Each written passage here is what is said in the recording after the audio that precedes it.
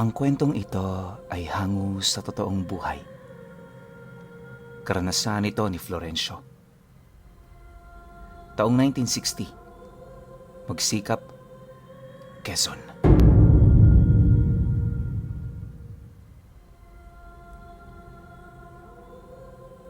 Itong mga panahong ito, may matandang albularyo sa Magsikap na nagngangalang Florencio.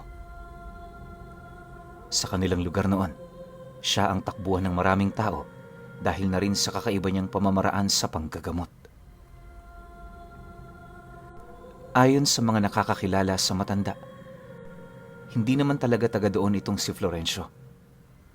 Parang kabuti lang yung umusbong at sa loob ng isang taon, wala silang kaide-ideya na naninirahan na pala ito sa baryo nila.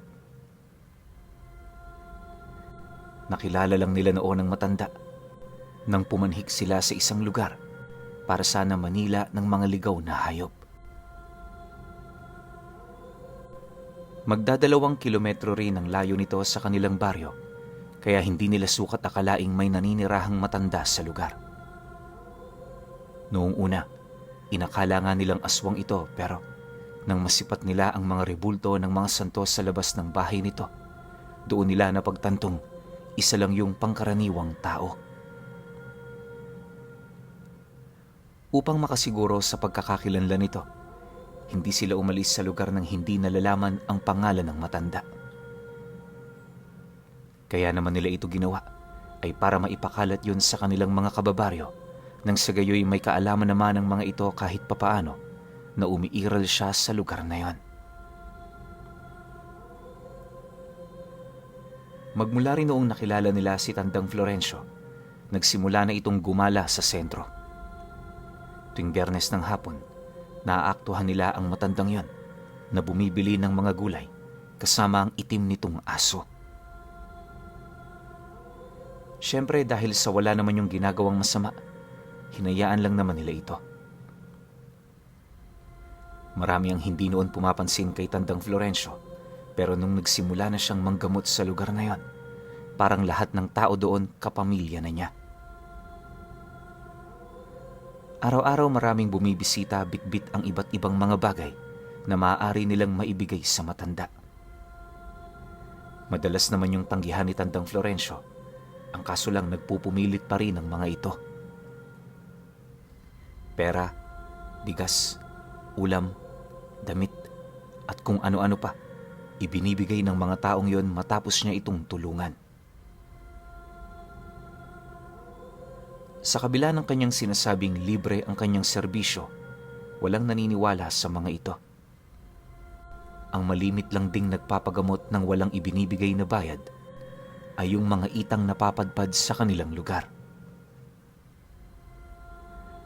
Ayon nga sa matanda na, sa lahat ng tinutulungan niya, sa mga katutubo siya may pinakamagaan na loob.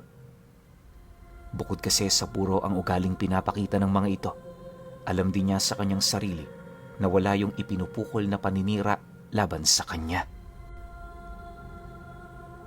Yung iba kasi tinutulungan na niya pero kung ano-ano pang sinasabi sa kanya. Madalas din pag-usapan ng mga kwento na itong si Tandang Florencio umano, sugo ng demonyo. Dahil sa ganoong pangyayari, unti-unting kumonte ang mga taong inaabutan niya ng tulong. Ang mga taong alam niyang naninira sa kanya, kusa niyang tinatalikuran sa oras na pumapanhik yun sa kanyang tahanan. Bagaman isang kasalanan yon para sa panig nilang manggagamot, hindi ito gaanong mahalaga sa matanda. Ang gusto niya kasing mangyari, maturuan ng leksyon ng mga taong wala nang kakayahang gamutin ang kanilang mga sarili, wala pang utang na loob.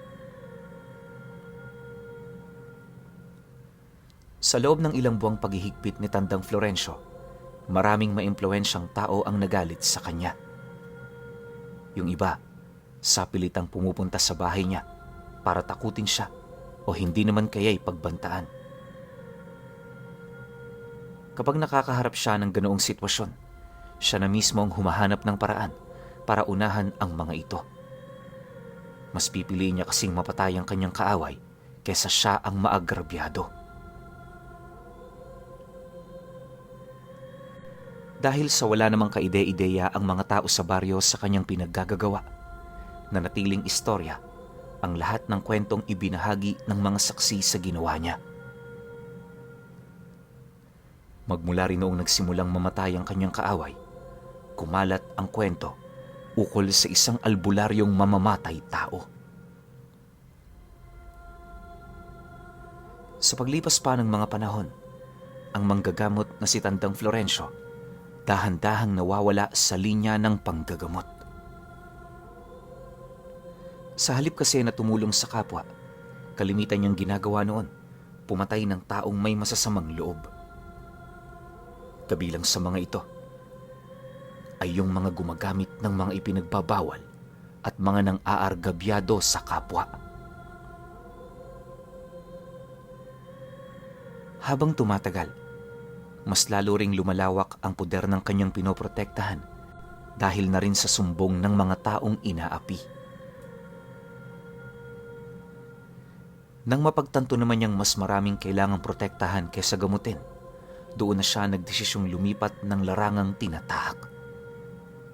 Mas pinili niya kasi noong mangligtas kaysa manggamot ng mga taong hindi naman karapat-dapat. Sa loob ng ilang taon niyang pakikipagbaka, marami na siyang napatumba. May mga aswang, mambabarang, manggagaway, at kung ano-ano pa. Oh, baka isipin niyo araw-araw yung ginagawa ni Tandang Florencio. Hindi ganun yun. Kapag may natatanggap lang siyang sumbong, tsaka lang siya umaaksyon. Yun lang naman kasi ang kanyang pinanghahawakan upang magkaroon ng basihan laban sa mga nilalang na itinuturing nilang kalaban. Pero syempre, dahil sa tumatanda na rin siya, may mga limitasyon na ang kanyang sarili. Hindi naman kasi sa lahat ng oras at pagkakataon nasa tugatog ka ng lahat. Habang tumatakbo ang oras, bumababa rin ang iyong mga kakayahan buhat sa sumpa ng katandaan. Isa yon sa mga bagay na piling mga nilalang lamang ang nakakatakas. 2 buwan bago matapos ang taong ito, may nakilala si Tandang Florencio na isang binatilyo. Kagaya niya, taga-magsikap din yon. Anak ng isang magsasaka at kasalukuyang nagtatrabaho sa imbakan ng kopra. Mabait naman ang binata. Madalas itong pumunta sa bahay niya para makipag-inuman at makipagkwentuhan. Nakilala rin niya yon sa pangalang Roman, anak ni Aling Lustring at Donato. Habang tumatagal ang kanilang pagkikita, napag-alaman ni Florencio na mapagkakatiwalaan naman ang batang yon. Inaasahan din niyang may pakay yun sa kanya, gawa ng sa isip-isip niya, hindi ito magsasayang ng oras sa kanyang pamamahay kung wala naman yung kailangan. Isang hapon, pagdating ng binata sa bahay niya, nadatnan siya nitong umiinom ng tuba. Tahimik lang noon si Tandang Florencio, tulalang nakatitig sa kakahuyan na parabang napakalalim ng iniisip. Pagsilay naman niya sa binata, agad naman niya yung tinawag para lumapit. Maya-maya pa nang magkaharap na sila, agad naman niya itong tinagayan habang nagwiwika ng, "Saluhan mo na muna ako rito bago tayo mag-usap." "Alam kong marami ka na namang dalang kwento." Pagkarinig naman ito sa kanyang sinabi, tumangulang naman yon, sabay upo sa kanyang harapan. Makalipas pa ang ilang minuto, nagsimula ang makabuluhan nilang pag-uusap. Noong una, purong problema lang sa pamilya ang ibinahagi nito sa kanya, hanggang sa hindi naglaon, unti-unti na nitong iniiba ang paksa patungo sa tiyuhin nitong pinaghihinalaan nitong isang manlalason. Dagdag pa ni Romana, gigil na siyang paslangin ito dahil sa ginawa nitong kasalanan sa kanyang kapatid. Inilahad din ito sa kanya. Wala naman silang kasalanan para paliparan sila nito ng lasong may sumpa. pagtatapat pa nito na nagsimula lamang ang pangyayaring yon noong nagkaroon ito ng hidwaan sa kanyang ama. Sa kagustuhan kasi nitong maghigante, napagdiskitahan nito ang kanyang kapatid na palaging dinadapuan ng karamdaman. Matapos naman yung mailahad ng lalaki, agad naman itong uminom ng isang basong tuba, sabay wika sa kanya ng, "Kaya nga Manoy Florencio, nagbabalak talaga akong humingi ng bertud eh.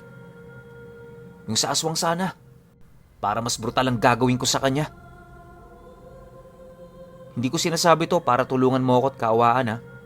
Ang sa akin lang, ipaalam ito sa'yo para naman kahit papaano may nakakaalam sa kwento ko. Sana ho, huwag niyo akong pakialaman. Masyadong masakit para sa akin ang nangyari, kahit ilang taon na ang nakaraan." Nang marinig naman niya ang sinabi nito, minabuti naman niyang payuhan ito ng mahinahon sa pagbabaka sakaling maiiba niya pa ang landas na gustong tahakin ng binata. Inabisuhan din niya yung kinagagalitan niya ang mga aswang, kaya sa oras na maging kauri siya ng mga ito, hindi siya magdadalawang isip na yon ay bawian ng buhay. Dagdag pa ni Tandang Florencio na nakadepende ang magiging resulta sa nais gawin ni Roman sa buhay niya. Sa pagpapatuloy naman ng kanilang pag-uusap, nanatili pa ring matigas ang pangunawa nito. Ilang beses na rin niya yung inabisuhang tutulungan pero hindi yun nakinig. Mariin niya rin tong inabisuhan, marami ang tengang nakikinig sa kanila sa lugar na yan, kaya kinakailangan nitong mag-ingat sa pagbitaw sa mga salitang lumalabas sa kanyang bibig. Subalit sa kabila ng lahat ng kanyang abiso, wala pa ring pagpipigil ang binatilyo. Hindi naglaon. Nang maubos na nila ang kanilang iniinom, agad naman yung nagpaalam na uuwi. Di naman yun pinigilan ni Tandang Florencio sa kadahilan ng mag-aalas 7 pa lamang naman ang gabi. Ilang oras pa ang lumipas, nagpatuloy ang pangkaraniwan niyang buhay sa kanyang tahanan.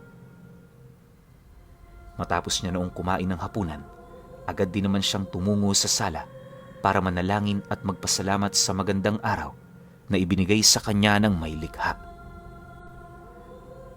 Maya-maya pa, nang makaramdam na siya ng antok, agad naman niyang isinarado ang kanyang bahay para magpahinga.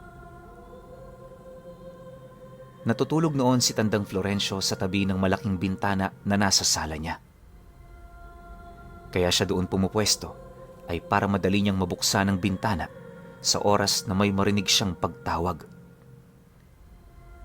Bukod kasi sa hindi na niya kinakailangang maglakad, isang tulak lang sa kawayang pambukas nito, maaaninag na niya ang labas ng bahay. Sa paglalim pa ng gabi, tahimik na nga ang buong paligid. Habang hindi pa siya dinadalaw ng antok, panay naman ang kanyang pagmamasid sa mga duwending naninirahan sa kisame ng bahay niya. Gabi-gabi kasi nagpapakita ito sa kanya. Gawa ng yun lang din ang oras ng mga nilalang para kumuha ng pagkain. Habang aliw na aliw siya sa panonood ng mga ito, bigla naman siyang napabalikwas sa kanyang hinihigaan nang maramdaman niya ang malakas na presensya ng isang aswang na lumalapit sa kanyang pamamahay. Noong una, di naman niya yun gaanong pinansin dahil ang buong akala niya dadaan lang ang nilalang na yon. Kaso lang pagharap nito sa kanyang bahay, naramdaman niyang tumigil ang pag-usad nito.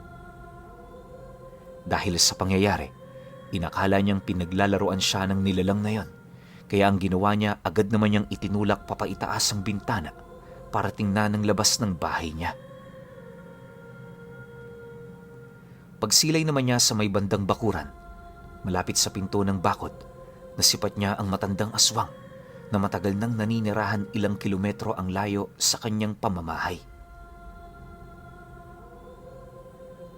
Matagal na sila noong hindi nagkaroon ng alitan, sa kadahilan ng wala naman siyang nababalitaan na inagrabyado nito. Alam niyo kasi, itong si Tandang Florencio, hindi ang tipo ng albularyong walang pagninilay-nilay sa mga nilalang na nasa panig ng kaliwa. Bago siya kumilos o pumataw ng parusa sa isang nilalang, sinisigurado muna niyang nakagawa yun ng matinding kasalanan. Yon ang kanyang pinagbabasehan upang masigurong maayos at nasa tama ang ginawa niya. Sa pagtitigan naman nilang dalawa, bigla naman yung ngumisi, indikasyon na may kailangan ngayon.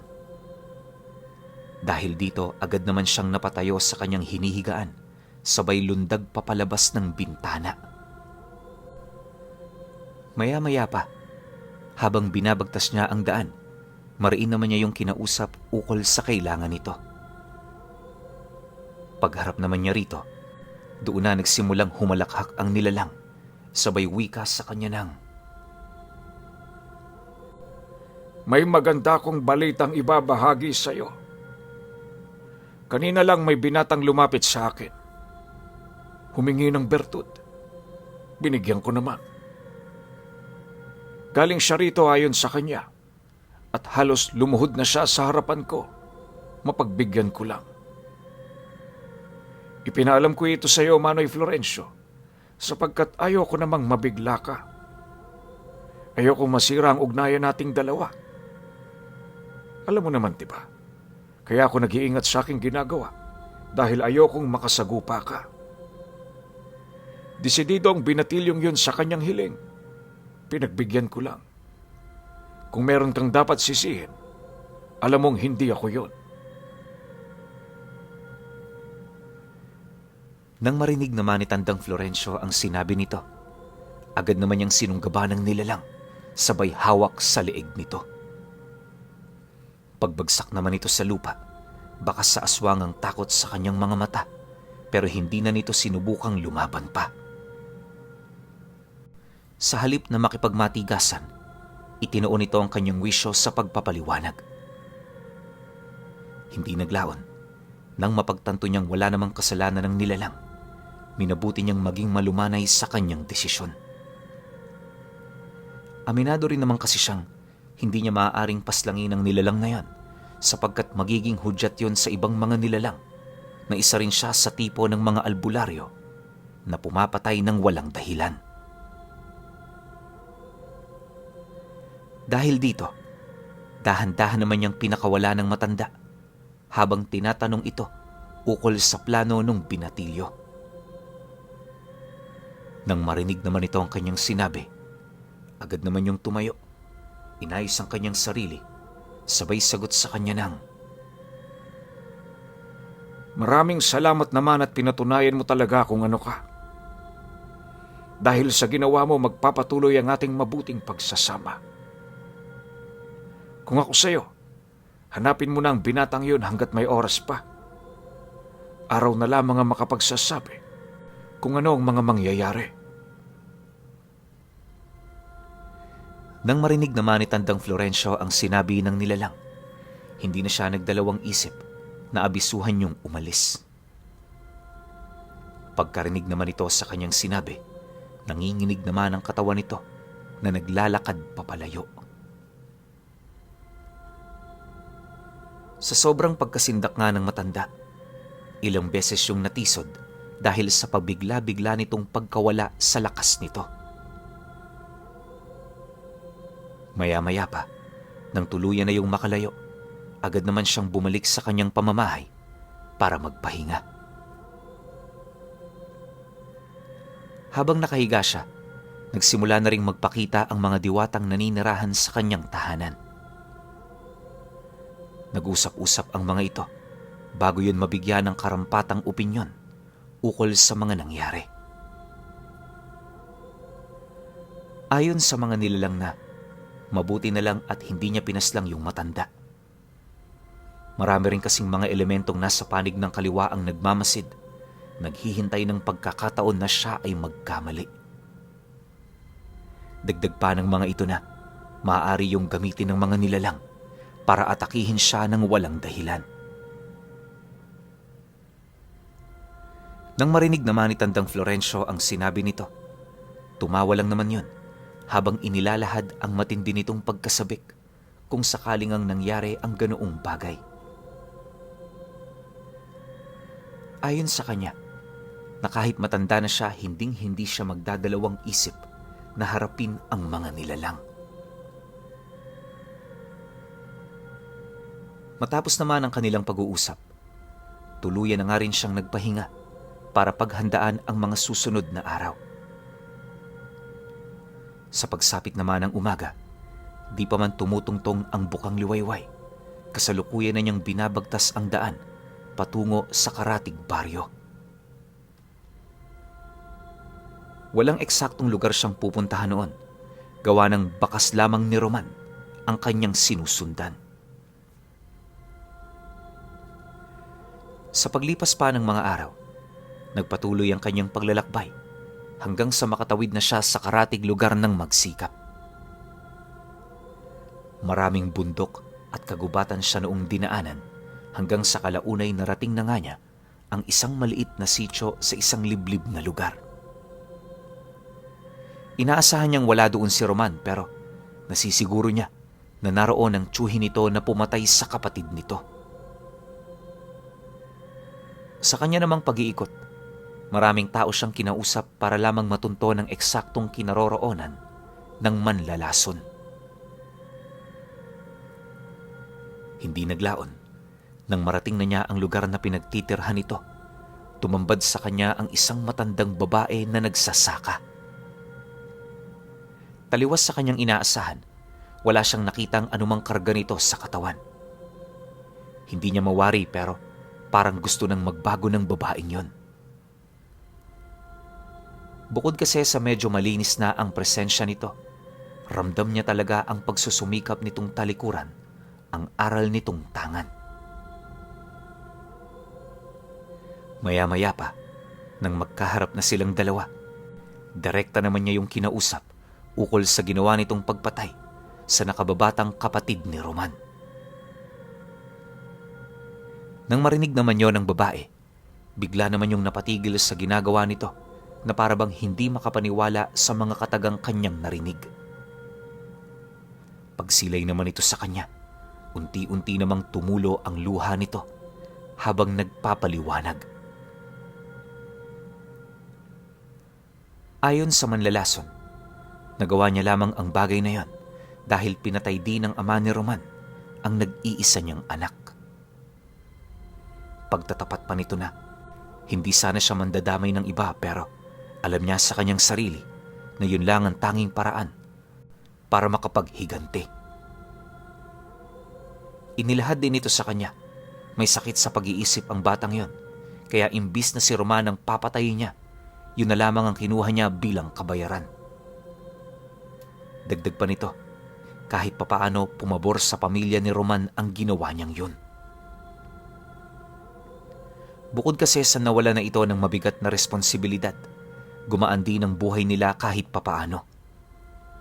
Ipinaliwanag din ng matanda na sa kabila ng kanyang ginawa, hindi pa rin nawala ang sakit na dulot na pagkawala ng kanyang anak. Matapos namang marinig ni Tandang Florencio ang mga bagay na sinabi nito, mariin naman niya yung inabisuhan ukol sa pagdating ng pamangkin nito. Nabanggit din niyang tutungo yon sa lugar na yon hindi para makipag-usap, bagkus ay para bawiin ang kanyang buhay. Binalaan niya rin yun ukol sa pagiging aswang nito, kaya kinakailangan nitong mag-ingat. Nang marinig naman ng matanda ang kanyang sinabi, tumangulang naman yun, hudyat ng pagsang-ayon. Pagkalahad naman niya ng lahat ng mga kinakailangan nitong malaman, inabisuhan niya itong hindi siya aalis ng lugar para saksihan ang mga mangyayari. Binalaan niya rin yung hindi siya magdadalawang isip na patayin ng kahit na sino sa kanila sa oras na makita niyang nagsasagawa yun ng karumal-dumal na pagpatay. Bago din lisanin ni Tandang Florencio ang lugar ng matanda, inabisuhan niya yun ng, Hindi ako naparito para may kampihan sa inyo. Ang sakin lang, Sundin ang prinsipyo ko. Kung hindi nyo yan mareresolba at yan ang magiging daan para kayo'y magpatayan, ngayon pa lang sinasabi ko na sa'yo, hindi mabubuhay ang makakaligtas sa inyong duelo. Dagdag pa niya na, kahit may pagkakamali siyang nagawa kay Roman, labas siya sa galit at hangarin nitong makapaghiganti. Alam din naman niya sa kanyang sarili na kaya nahanap nito ang aswang na bumisita sa kanyang pamamahay ay dahil sa siya mismo ang nagbigay ng ideya sa binata. Gayunpaman, hindi yun sapat na dahilan para madamay siya sa sisi. Di naman kasi niya sukat akalain noon na yun pala ang pinapakay nito kung bakit yun nakikipaglapit sa kanya. Matapos ang kanilang pag-uusap, dali-dali naman siyang umalis sa sitio. Ang ginawa niya, tumungo sa liblib na lugar para doon magtago. Ilang araw niya ring pinagmasdan ang buhay ng manlalason hanggang sa dumating ang puntong nakita na nga niya itong si Roman na naglalakad papalapit sa tahanan nito. Di pa man yun nakakapasok, maraming engkantasyon na yung binitawan na agad na nakapukaw sa presensya ng matanda. Pagharap naman nilang dalawa, purong paninindak ang ginawa ng binata habang nagpapaliwanag ang tiyahin nito. Maya-maya pa, nang mapagtanto naman itong walang saysay ang kanyang mga sinasabi, napilitan ng talikuran ng matanda itong si Roman. Subalit sa puntong inialis nito ang kanyang paningin sa pamangkin niyang yan, walang pagdadalawang isip siya nitong inundayan ng saksak sa likod na mabilis na tumagos sa kanyang tiyan malapit sa pusod. Hindi pa nakontento ang binatilyo. Winakwak niya pa ito, dahilan para magpumiglas ang matanda para tumakas. Segundo lamang ang naging pagitan noon nang tuluyan niyong makawala sa kamay ni Roman. Pagpasok naman ito sa loob ng bahay, agad naman yung nagsara ng pinto at bintana. Sa kabilang banda naman, walang patid ang paninindak sa kanya ni Roman ukol sa mga masasama nitong binabalak. Nang masipat naman ni Tandang Florencio ang mga pangyayaring yon, di naman siya gaanong nakialam dahil sa isip-isip niya, maraming tao ang makakapansin nito sa oras na pakalmahin niya ang binata.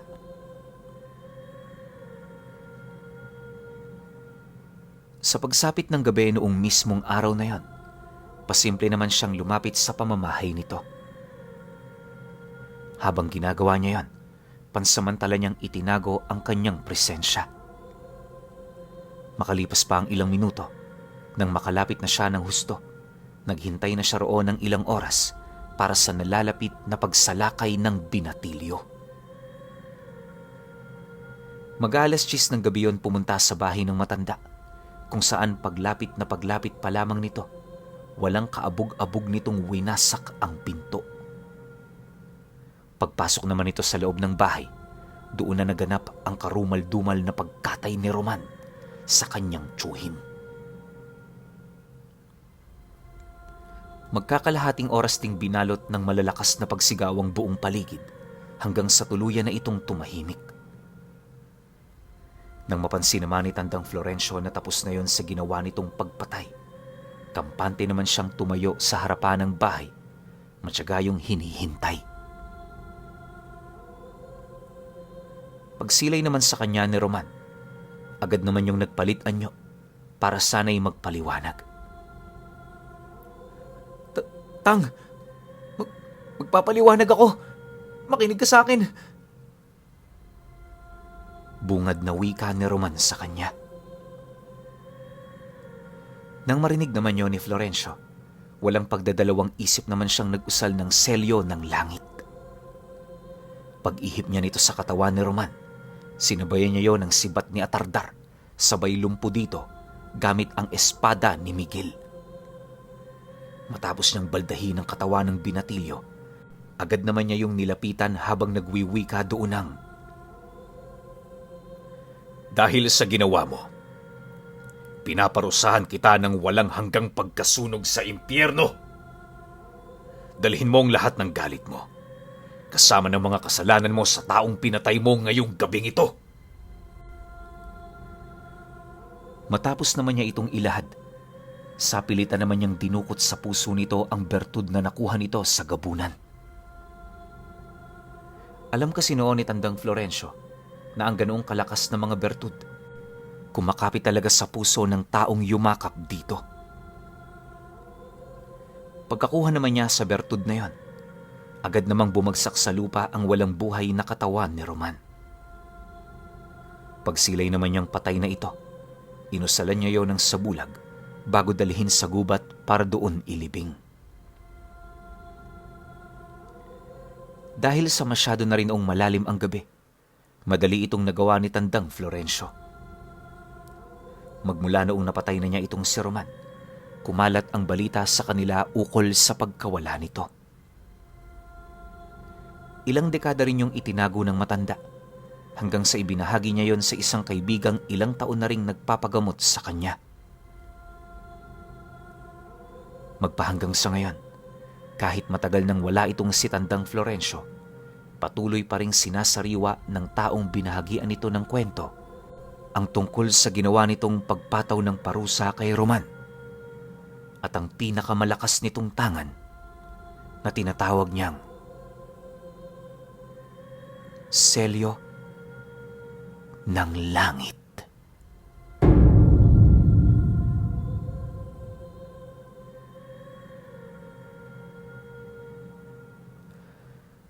Okay.